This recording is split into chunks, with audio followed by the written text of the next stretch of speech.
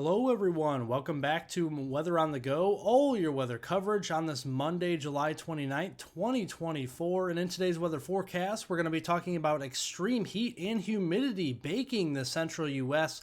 as we go through the rest of this week and into the weekend. And we're going to be also talking about rounds of severe storms, producing also some heavy flash flooding rains and a tropical system to watch that could be named Debby as we go into the weekend. So make sure to subscribe to the channel down below, like the video by giving it a thumbs up, leave any comments, questions, and concerns below. We'll get to those after the video. Right now here, the visible satellite imagery, we are seeing some quiet weather out west and across the south central U.S. in that ridge where we have a lot of sinking air, a lot of cloud-free areas as well. So lots of sun-splashed skies out there. Across the east, we got some cloud cover, and we also have some showers and storms roaming the landscape here as well. So far across the Gulf of Mexico, the Caribbean, and the Western Atlantic, the tropics are quiet. We'll talk about the tropics here in just a moment. But let's look here at the ridge of high pressure. You can see the center of that from New Mexico down here into the Red River Valley of southern Oklahoma and Texas, into the Arklatex region and the mouth of the Mississippi River. We're going to have a lot of that heat building with that center of that ridge there. And looking at the heat alerts this afternoon, in the orange, we have heat advisories. In the purples, those are excessive heat warnings. In the maroon reds up toward Omaha, we even have excessive heat watches in anticipation of the extreme heat. And look out west, these pink areas across Montana and Wyoming and northwestern Colorado, Utah, Idaho, even parts of California, those are red flag warnings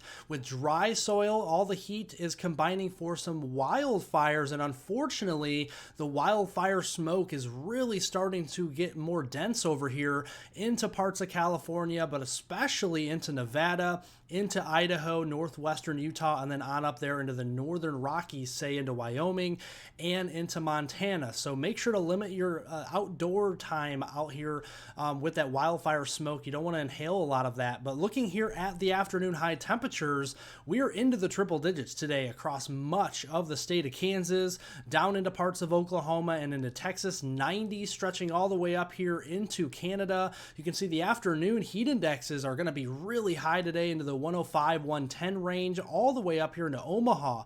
We're going to be seeing that, and all the way south here in toward the Gulf Coast states.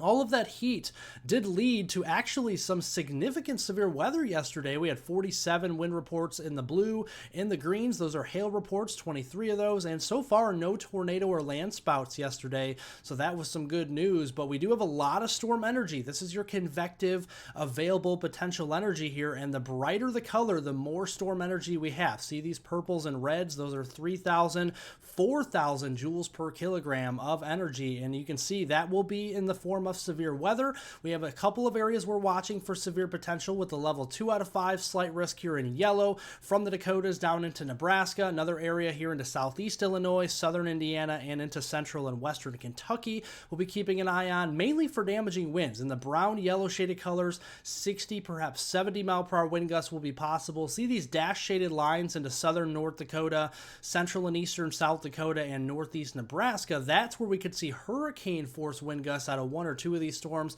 that could be 75 miles per hour or greater. Also, that area could be seeing hailstones over 2 inches in diameter. That is hen egg size or larger. And then the tornado potential in a couple of areas, Bismarck, Aberdeen, down here into portions of northern Nebraska, 2% chance there in the light green. We also have a 2% chance of tornadoes in places like Chicago, Springfield, St. Louis, over here into places like Cincinnati and Jackson, Lexington, Kentucky, and a 5% chance in the brown across Indianapolis, Evansville, Louisville, and then back over into Mount Vernon, Illinois. So something to keep an eye on there. Looking here at this afternoon, isolated storm coverage across the eastern U.S., very dry underneath that ridge here, and maybe some showers across Washington state this afternoon as well. Big storms starting to fire off across the Dakotas into northeast Nebraska this evening, and also across Indiana. And then we're going to see a mesoscale convective system likely diving south into Kentucky and toward Tennessee early Tuesday morning. This is after midnight, and this will pose a risk for mainly damaging winds on the leading edge, but also some spin-up tornadoes and some hail out there as well. Very heavy rainfall is also going to be a potential with these storms. We have a lot of moisture in the atmosphere here. So through your Tuesday morning, we could be seeing a couple of inches of rain from Indianapolis down to Evansville, Louisville, Cincinnati, down here to Lexington and Richmond, all the way over here into even the Knoxville area and also Johnson City, Tennessee, as we go into Tuesday morning. Slight risk for some flash flooding will be possible in those areas, so just watch out. If you have any flash flood warnings, seek higher ground. Now, heading into tomorrow, the heat remains intact, more triple digits across the middle of the country. And you guessed it, more 110s, 115s even for heat index values tomorrow afternoon. So maybe the heat is just a little higher tomorrow. And you can see that's going to be leading to more severe storm potential. Another slight risk, level 2 out of 5 for the Dakotas. And then from central Iowa down into parts of Illinois, eastern Missouri, western Kentucky, and southwestern Indiana, we have that slight risk for severe weather, but severe weather could happen all the way down even into Tennessee, Georgia, the Carolinas even as we go into Tuesday. Big mesoscale convective system developing during the day on Tuesday up here into the upper Midwest that will dive south and eastward along the Mississippi River Tuesday night. Again, the main threat here will be damaging winds, large hail, and then followed by the potential for tornadoes and very heavy rainfall again from Iowa down into western Illinois. A couple inches of rain there as we go into Tuesday night, and then yes, Wednesday to end the month of July, more triple-digit heat, more big 110, 115 degree Fahrenheit heat indexes Wednesday afternoon again in a lot of the same areas, maybe just a little bit further north, and more severe weather potential as we go into Wednesday. Slight risk on Wednesday, July 31st, is across eastern South Dakota, southern Minnesota, northwest Iowa, and northeastern Nebraska. I expect this to expand, maybe even get upgraded to an enhanced risk as we do get closer. We'll have to wait and see on that. You can see another mesoscale convective system really starting to build here across Minnesota, much of Iowa, northern Missouri, western Wisconsin Wednesday night. That could take a run at the Illinois Valley and Chicago as we go into Thursday morning here, long-lasting MCS, and sometimes these could be classified as derecho, so we'll have to be watching out for one of those later on in the week. Heading into the first week of August, Thursday, August 1st through Tuesday, August the 6th, this would be early next week on Tuesday, that ridge will start to retrograde a little bit further to the west, at least the main corridor of the strongest, most intense part of the ridge across the Four Corners region, and that will also just set up a lot of heat across the west, but also all across the United States outside of the Rio Grande Valley, southern Florida, with some tropical moisture and stuff like that. In Mexico, we're going to be seeing above average temperatures, and looking at the precipitation through that period, through the first week of August, no reason to believe that the areas that see rainfall now are going to change anytime soon. Dry weather in the middle of the country, dry out west, but wetter out east, and some of this could be tropical induced up the east coast.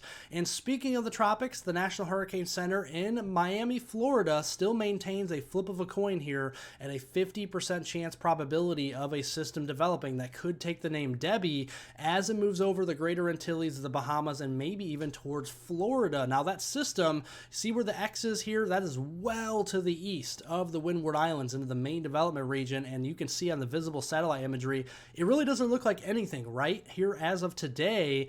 And looking here though, as we go into the weekend, the EPS ensemble, this is your European ensemble guidance for Saturday, August 3rd. A lot of the ensemble members are showing this actually near and north of the Bahamas with the pressure center, so we're seeing some congruency there. But the GEFS ensemble, the American ensemble guidance, is starting to become a little bit closer aligned to the European ensembles, but not quite yet. There's still some disagreement with the storm even going west toward the Gulf of Mexico, which appears unlikely at this point. More agreement potentially of this hitting Florida, or it could just go up the East Coast here toward the Carolinas, or even just stay away from the United States. A lot of scenarios here at play. Looking at the sea surface temperature anomalies currently, they are pretty warm outside here of the Bahamas. We're talking about those shelf waters on the east coast of Florida up there toward the Carolinas. Even the shelf waters on the west coast of Florida into the Gulf are pretty warm as well. So as the system potentially nears land, we could see rapid intensification. That is certainly possible. Now, looking at the tropical depression probability through next Monday, this is a week from today through August 5th, there is now a 70 to even 80% chance in the central and eastern Bahamas that this becomes a tropical depression.